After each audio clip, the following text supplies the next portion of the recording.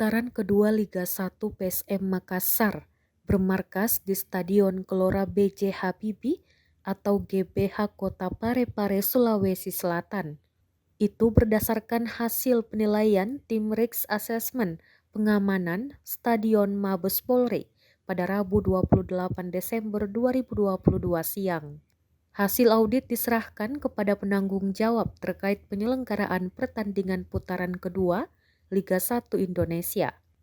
Kadis Porapar Parepare, Amarun Agung Hamka mengatakan Stadion Gelora B.J. Habibie mendapatkan poin penilaian 74.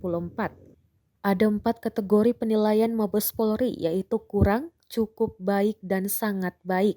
Alhamdulillah, Mabes Polri menilai stadion dapat nilai 74,20 dengan kategori baik, katanya. Dengan poin ini, PSM Makassar memastikan diri akan bermain di Stadion GBH Parepare di putaran kedua Liga 1.